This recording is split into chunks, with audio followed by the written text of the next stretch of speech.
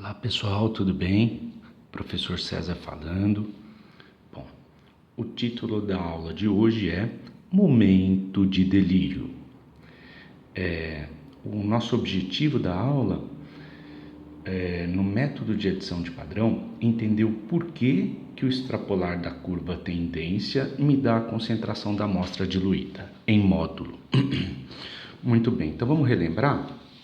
Na resolução do exercício 13, em vídeo anterior, o tio comentou com vocês o seguinte: olha só, que o método de adição de padrão se baseia no extrapolamento da curva, aonde bater aqui me dá a concentração em módulo da amostra. Então, na verdade, o objetivo do vídeo de agora é tentar entender um pouquinho o porquê que esse extrapolamento me dá a concentração em módulo. Esse é o objetivo da aula de hoje, ok? Então, para a gente tentar entender isso, nós temos um roteirinho, certo? Inicialmente, nós vamos relembrar rapidinho o que é uma derivada, e aí depois nós vamos pensar a derivada aplicada aos balões volumétricos nos exercícios de adição de padrão. Ok? Então, isso que a gente vai fazer hoje. Muito bem. Então, vamos agora tentar falar um pouquinho sobre o que é derivada. Vamos lá para o item 1. O que é derivada? Gente, coisa super simples. O que é uma derivada? Nada mais é do que uma tangente. Então, se eu pegar um triângulo retângulo, né? O que você aprendeu aqui, ó? Quando eu quero calcular esse ângulo alfa, né? A tangente desse ângulo alfa, qual que é a tangente desse ângulo alfa? Cateto oposto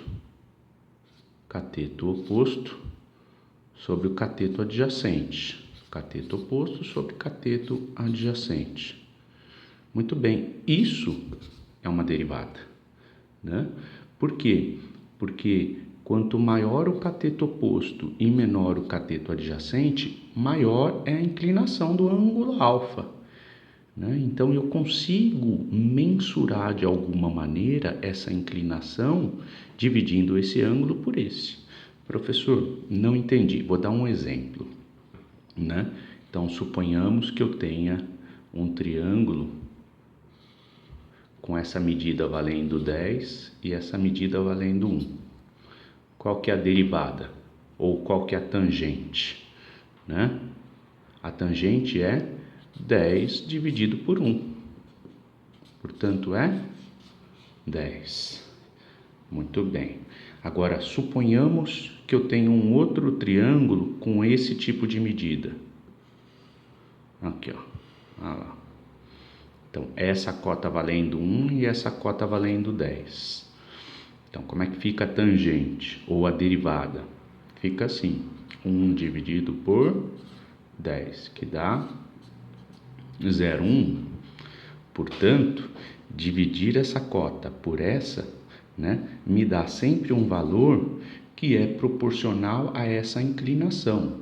Então, aqui a gente percebe claramente que essa inclinação é muito menor do que essa inclinação, ok? Por isso que numericamente nós temos um valor muito menor do que esse, ok? Eu consigo aplicar esse mesmo princípio da derivada, por exemplo, eu consigo, na verdade, aplicar a derivada entre dois pontos de uma curva. Então, suponhamos que eu tenho uma curva desse tipo, né? Que foi construída a partir de vários pontos. Não é isso? Opa, olha lá. Então, por exemplo, eu consigo calcular a derivada entre esse ponto e esse. Como é que eu faço isso? Simples. Aqui, ó, existe essa cota e essa cota, né? Isso aqui é delta y, porque isso aqui é o eixo y, e isso aqui, ó, é delta x, né? Porque isso aqui é x. ok? Então, ΔY por ΔX me dá um valor que é proporcional a essa inclinação entre esses dois pontos, né?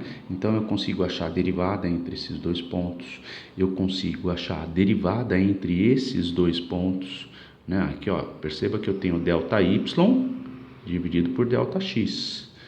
Eu consigo achar a derivada entre esses dois pontos, ó, ΔY por ΔX. Né? Eu consigo achar a derivada entre vários pontos aqui na minha curva. Ó, então vamos pegar uma curvinha que vocês estão acostumados a ver direto. Olha lá, vamos pegar uma funçãozinha aqui, ó, super simples. Y é igual a x quadrado. Olha lá. Então tá aqui essa função algébrica, me dá esses números, né? E aí eu consigo plotar essa curva. Né? Então eu consigo calcular a derivada entre esses dois pontos. Né? Como é que eu calculo essa derivada? Super simples. A derivada da função, né? Da função y é igual a ΔY dividido por ΔX. Portanto, é essa cota dividido por essa cota. Ó, então eu estou tentando calcular a derivada entre esses dois pontos aqui, ó. Não é? Ó, então como é que fica? ΔY sobre ΔX. ΔY é 1 menos 0. Quanto que é ΔX? 1 menos 0. Então, a derivada nesse ponto é 1. Muito bem, eu consigo calcular a derivada entre esses dois pontos, ó. Ó, entre esse ponto e esse. Que ponto que é esse aqui, ó? 2. 2 e 4, né? Então, olha lá. Olha lá, para y é 4. Ó, a derivada aqui, ó. Então, como é que fica? 4 menos 1, ó. 4 menos 1. Ó, essa cota aqui é 4. Essa cota aqui é 1. 4 menos 1 dividido por ΔX. Qual que é o ΔX? Essa cota aqui, ó. Que é 2 menos 1. 2 menos 1. Então, 4 menos 1 dá 3. Dividido por 2 menos 1, que dá 1. 3 dividido por 1. Então, a derivada... Opa! A derivada entre esses dois pontos aqui, ó, é 3. Perceba que aumentou. Claro que aumentou, né? Ó, o ângulo de inclinação aqui, entre esses dois pontos aqui, ó, estava associado ao valor 1, né? Então, o ângulo de inclinação é menor. À medida, já entre esses dois pontos aqui, a inclinação aumentou. Então, a derivada é um cálculo que a gente faz que nos possibilita, né, mensurar esse ângulo de inclinação da curva, sempre entre dois pontos, ok? E aí o curioso é que na matemática, né, nós temos aqui uma linguagem algébrica, uma linguagem numérica e uma linguagem geométrica, né? Essas coisas estão conectadas. A álgebra está conectada com a aritmética, que está conectada com a geometria, ok? Então, é muito comum a gente ver a derivada na faculdade sempre aplicada na álgebra, né? Pensando ela na álgebra. Então, a derivada de x quadrado aqui dá 2x, né? Mas isso tem uma implicação nos números e tem uma implicação na geometria da curva, tá? Então, é importante a gente já começar a refletir sobre isso, porque nós vamos ver isso com mais calma, mais lá na frente, para interpretar dados de uma curva de uma titulação potenciométrica, ok? Então, nós vamos aplicar o método das derivadas para interpretar. Então, nós vamos aplicar a primeira derivada e a segunda derivada, junto com uma formulazinha lá, para tentar achar o ponto de equivalência da curva, ok? Tudo bem? Então, relembraram o que é a derivada? Muito bem. Agora, nós vamos para o segundo item da nossa aula, que é pensar a derivada aplicada aos balões volumétricos. Tudo bem? Então vamos lá. Para isso, o que o tio trouxe aqui para a gente pensar, né? O tio trouxe uma situação fictícia, tá? Então vamos pensar lá no exercício 13, que nós fizemos em uma aula anterior. Muito bem. Eu trouxe aqui inclusive a resolução do exercício 13. Aqui, ó, uma parte da resolução, né? Olha lá. Então, nós temos aqui o balão 1, o balão 2, o balão 3, o balão 4 e o balão 5, né?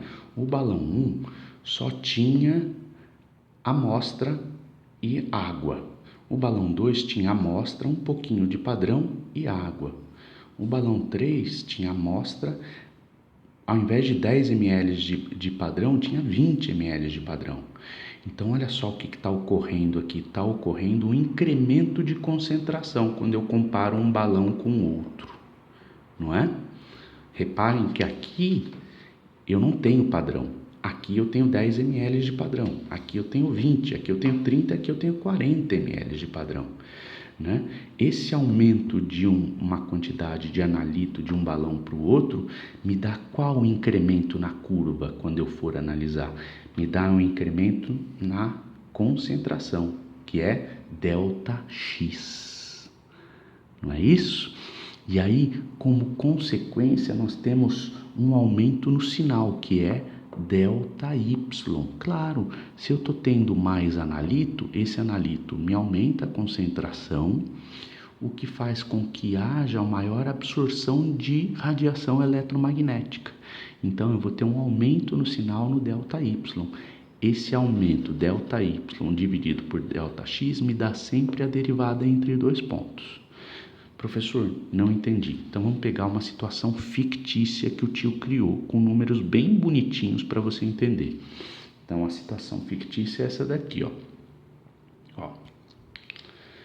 A função do exercício 13, ela era uma função bem complicadinha, né?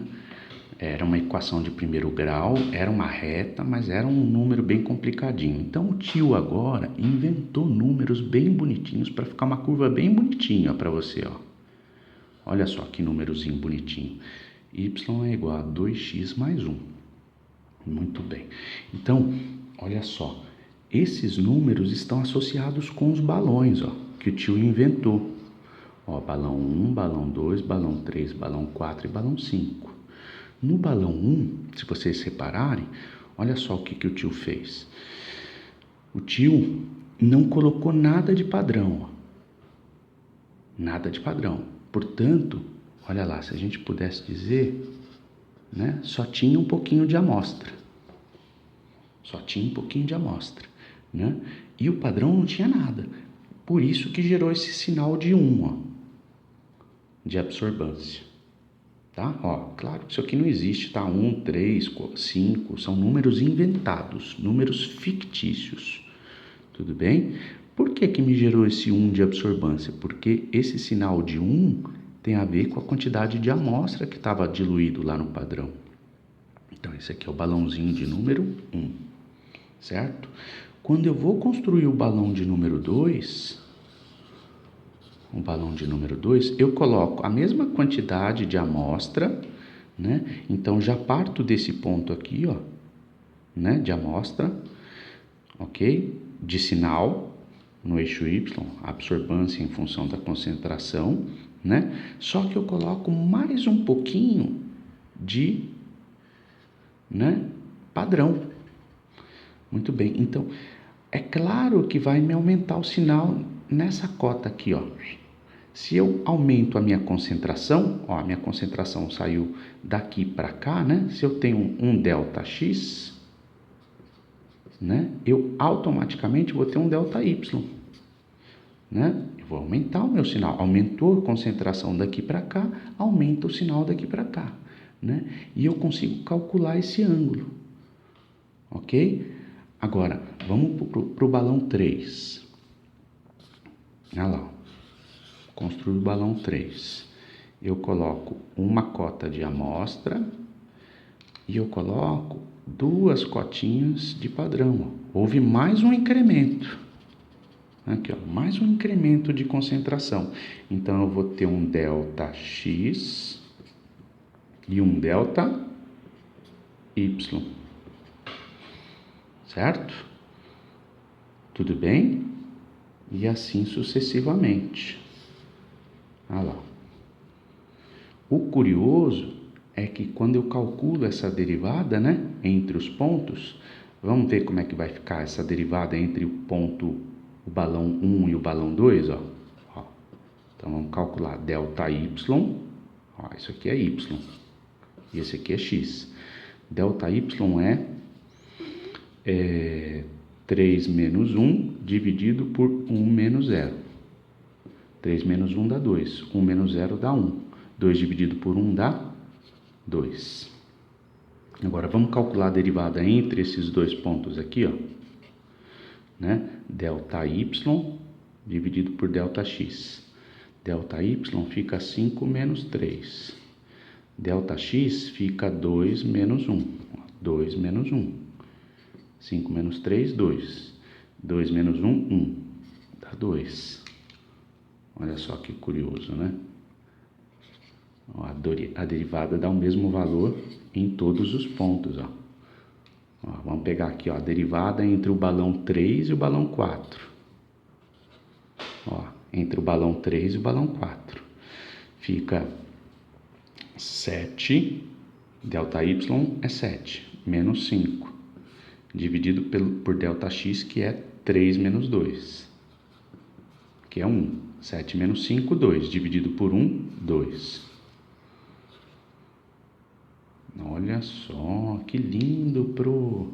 Agora vamos calcular a derivada entre o balão 5 e o balão 4. Aqui, ó, a derivada nesses dois pontos. Então, ΔY fica 9 menos 7. ΔX fica 4 menos 3. 9 menos 7 dá 2. 4 menos 3, 1. 2 dividido por 1, 2. Então, olha só que legal, né? Eu consigo... a derivada entre todos os pontos sempre dá 2. Sempre dá 2. Claro, né? Aqui nossa curva é uma reta, né? Então, o ângulo de inclinação, o ângulo alfa, ela dá igual em todos os pontos. Ok? É o mesmo ângulo. Se eu tenho uma curva, aí não, aí eu tenho uma variação da derivada. Tudo bem? Todo mundo entendeu o que a gente está falando, então? O significado da derivada em cada ponto? Tá. Dito isso, como é que a gente faz, né? Por que é justo fazer a extrapolação, né? Por que essa extrapolação me dá o valor da concentração da amostra? Por causa do seguinte, ó. O que é o balão 1? O balão 1 não foi construído, ó, do exercício 13, tá? O balão 1 não foi construído somente com amostra? Muito bem, né? E o que é, né? Ó, então, esse balão 1 que me gerou este sinal, né? Olha o que acontece. Esse sinal foi gerado única e exclusivamente, né? Esse ΔY foi gerado única e exclusivamente com o valor da amostra. Então, qual que é o significado desse ΔY? É o sinal somente da amostra. E o que é esse ΔX? Esse ΔX é um incremento de concentração, né? É um incremento de concentração da concentração zero até a concentração da amostra, né? Ó, e o que é esse ponto aqui, ó? Qual que é a diferença, né? Qual que é o significado da derivada entre esses dois pontos, entre o balão 1 e o balão 2, né? Ó, o que é esse ΔX? O ΔX representa o incremento de concentração do balão 1 para o balão 2. E o que é esse ΔY? Representa o incremento de sinal entre o balão 1 e o balão 2. Ok? Então, o que é a derivada? Vamos lá. A derivada não é ΔY sobre ΔX? Muito bem. A derivada eu tenho em cada ponto. Eu calculo. O que é essa derivada? É o coeficiente angular, né? Olha lá que bonitinho. Olha lá. Ah lá. Curioso, né? A derivada em cada ponto na curva que a gente analisou anteriormente, deu 2. Não deu 2? O que significa esse 2 aqui, ó? É esse 2. É o coeficiente angular da minha equação de primeiro grau, né? Ó, essa daqui é a curva que está por trás dessa reta, né? Quer dizer, é a equação que está por trás dessa reta. 2x mais 1, certo? Ó, então, o que eu fiz aqui, né? Essa tabelinha, eu coloquei números e pedi para o Excel me dar a equação da reta. Dava para fazer isso aqui de cabeça. Como é uma curva super simples, dava para você ter feito isso de cabeça, né? Mas quando eu pego essa função algébrica e calculo a derivada, né? Derivada dessa função é 2, né? A constante vai para o espaço, né? Mas isso pensando de forma algébrica. Aqui a gente está fazendo a interpretação da derivada pensando nos balões e nos números, nas concentrações e no sinal do aparelho. Tudo bem? Então, a derivada em todos os pontos deu 2, né? Por quê? Porque nós fizemos a continha em cada ponto, tá? Mas se você olhar a derivada aplicada à função, dá 2 também, né? O curioso é que a derivada é o coeficiente angular. Se eu tenho esse coeficiente angular, né? Olha só, curioso. Eu tenho coeficiente angular, né? Se eu tenho o alfa, se eu tenho ΔY, eu acho ΔX. O que é o ΔX? É a concentração, geometricamente falando. É a concentração da minha função, né? Ó, por isso que essa concentração em módulo, mesmo negativa, né? Porque o que importa é o deslocamento da concentração, né? Ó, esse deslocamento da concentração zero até a concentração da minha amostra me gera um deslocamento do sinal do zero até o sinal relativo à concentração da minha amostra, né? Como eu tenho esse alfa aqui, ó, que nesse caso é 2, né? Ó, se eu tenho esse valor e eu tenho esse valor, que é o que o equipamento me deu, eu acho a concentração da minha amostra em módulo. Só que a concentração da minha amostra, nesse caso, está diluída para 50 ml, no caso do exercício 13, né? Então, aí eu vou ter que fazer um CV para achar a concentração original da minha amostra. Gente, ficou claro? Olha só, no próximo exercício, que é o exercício 14, nós vamos resolver ele passo a passo e eu vou tentar explicitar isso, pegando todos esses detalhes da derivada, tentando aplicar nele. Tudo bem? Eu vou ficando por aqui e até nosso próximo vídeo. Um abraço.